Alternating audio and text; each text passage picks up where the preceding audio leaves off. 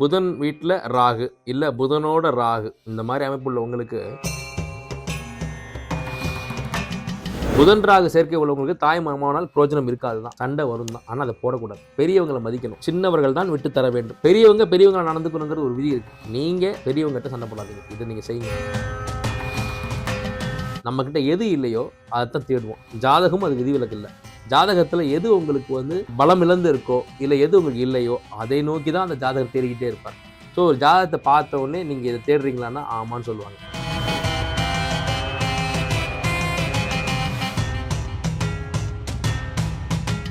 வணக்கம். புதன் ராகு சேர்க்கை, அதாவது புதன் வீட்டில் ராகு இல்லை புதனோட ராகு இந்த மாதிரி அமைப்புள்ள உங்களுக்கு ஒன்றுக்கு மேற்பட்ட காதல்கள் இருந்திருக்கும். தாய் மாமனோட பிணக்கு இருந்திருக்கும். தாய் மாமனால் பிரோஜனம் இருந்திருக்காது. கண்டிப்பா படிப்பு தடைபடுது. அதிகமா படிச்சிருக்க முடியாது. ஆனா இதுல இன்னொரு விஷயம் என்னன்னா, இந்த புதன் ராகு இருக்கும்போது சரியா படிக்க முடியாது, இல்ல படிப்பு தடைபட்டிருக்கும் அப்படிங்கிற பட்சத்திலையும் கூட இவர்களுக்கு இந்த மாதிரி ஒரு கர்மா இருக்கிறதுனால இவங்க வாழ்க்கை முழுவதும் எதையாவது கத்துக்கணும், எதாவது தெரிஞ்சுக்கணும், நம்ம எதாவது புரிஞ்சுக்கணும், நம்ம எங்கேயாவது தேடி தேடி புத்தகங்கள் படிக்கணும், இந்த மாதிரி எண்ணங்கள் இருக்கும்.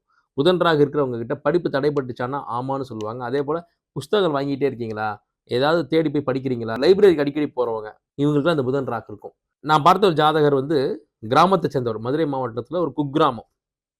என்கிட்ட பேசும்போதே நீங்கள் லைப்ரரி போவீங்களா அடிக்கடின்னு கேட்டேன்.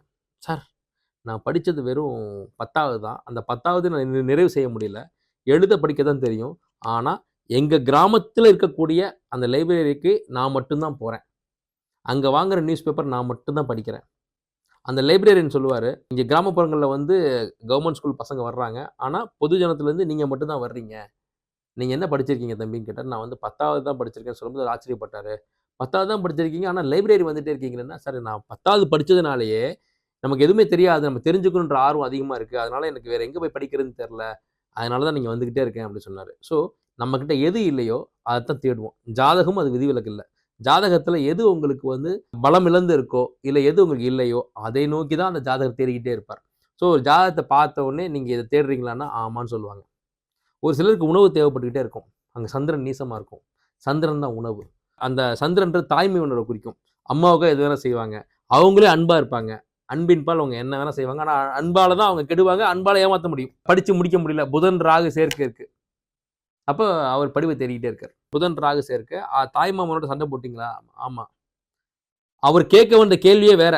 அவருக்கு பணம் சார்ந்து ஒரு கேள்வி கேட்க வந்திருந்தார். அதுக்கு அவர் தீர்வு கேட்க வந்திருந்தார். இங்கே சுவிட்ச் போட்டால் அங்கே லைட் எரியும். உங்கள் மாமா கிட்ட போய் மன்னிப்பு கேட்டு, என் மாமாவை அடிச்சிருக்காரு இவர். ஜாதகம், ஜோதிடம், அங்கே இருக்க கிரகச்சரிக்கையெல்லாம் விடுங்க. அடிப்படையில் ஒரு தாய் மாமனை ஒரு மருமகன் அடிக்கக்கூடாது. முதல்ல போய் அவர்கிட்ட மன்னிப்பு கேளுங்க. அவர்கிட்ட போய் கட்டி பிடிச்சி அவர்கிட்ட மன்னிப்பு கேட்டு அவரோட ஆசீர்வாதத்தை வாங்கிட்டு வாங்க. அப்புறம் ஜாதகம் பார்க்கலாம் அப்படின்னு க்ளோஸ் பண்ணி அவர்கிட்ட கொடுத்துட்டேன். இவர் என்ன நினைச்சான்னு தெரில. 2 நாள் கழித்து அவங்க மாமா கிட்ட போய் மன்னிப்பு கேட்டு அவர்கிட்ட நம்ம ஊர் பக்கத்தில் பார்த்தீங்கன்னா விபூதி போடுவாங்க. மன்னிச்சிட்டேன் உன்னை, நல்லா இருன்னு சொல்லிட்டு அந்த பெரியவங்க யாரை நம்ம காயப்படுத்தணுமோ அவங்க காலில் விழுந்து மன்னிப்பு கேட்டோன்னு விபூதி போடுவாங்க. அந்த விபூதி போட்டு ஆசீர்வாதம் பண்ணி அனுப்பிச்சிட்டாரு. இவர் என்ன விஷயத்துக்காக என்கிட்ட வந்திருந்தாரோ, இவர் விபூதி போட்டு வீட்டுக்கு போகிறதுக்குள்ளேயே அது சார்ந்த ஒரு நல்ல செய்தி அடுத்தடுத்த நகர்வுகளில் அந்த விஷயமே முடிஞ்சு அவருக்கு நன்மை அடைஞ்சிருச்சு. என்னை நேரில் சந்திச்சு இந்த விஷயத்தை கேட்டு போயிட்டார். அவர்கிட்ட நான் தட்சணை கூட வாங்கலை. நீங்கள் முதல்ல மன்னிப்பு கேட்டு அப்புறம் வாங்க, அப்புறம் நான் தட்சணைலாம் வாங்கிக்கிறேன்னு சொல்லி அனுப்பிச்சிட்டேன். இவர் என்னை சந்தித்தது சென்னையில். இவர் தாய்மாமன் இருக்கிறது அவர் சொந்த ஒரு புதுக்கோட்டையில்.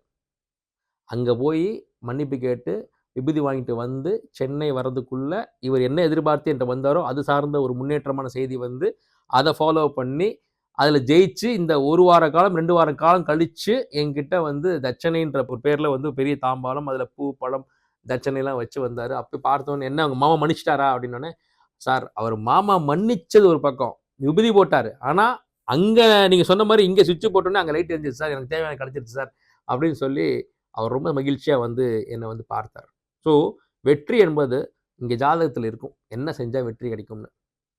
புதன் ராகு சேர்க்கை உள்ளவங்களுக்கு தாய் மாமனால் பிரோஜனம் இருக்காது தான், சண்டை வரும் தான். ஆனால் அதை போடக்கூடாது.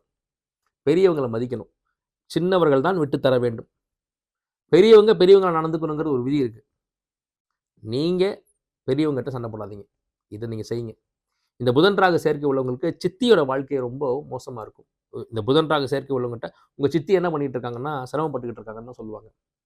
இதெல்லாம் அந்த சேர்க்கையோடைய ஒரு அடிப்படை விதிகள். உங்கள் சித்தி ஸ்தானத்தில் இருக்கக்கூடிய தாய் ஸ்தானத்தில் இருக்கிறவங்களுக்கு உங்களால் முடிஞ்ச உதவி செய்யுங்க. அதுதான் பரிகாரம். இந்த புதன் ராகு சேர்க்கை உள்ளவர்களுக்கு பார்த்தீங்கன்னா, உடல் சுகவீனங்கள் அடிக்கடி வந்துகிட்டே இருக்கும். குறிப்பாக ஸ்கின் இஷ்யூஸ் வந்துகிட்டே இருக்கும். நீங்கள் கமெண்ட்டில் சொல்லுங்கள்.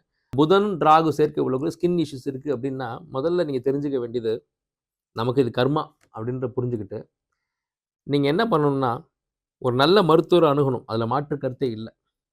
கூடவே உடல் ஊனமுற்றவர்களுக்கு, மாற்றுத்திறனாளிகளுக்கு, எங்கேயாவது நீங்கள் கோயில் வாசல்லையோ இல்லை எங்கேயோ பார்க்குறீங்க, சிரமப்பட்டுட்டு இருக்காங்க, ஆனால் மாற்றுத்திறனாளியாக இருக்காங்கன்னா, அவங்களுக்கு உங்களால் முடிந்த உதவியை செய்யுங்க. அங்கே சுவிட்சு போட்டால் இங்கே லைட் எரியும். அவங்க மனம் குளிர்ந்தால் இந்த கர்மா குறையும்.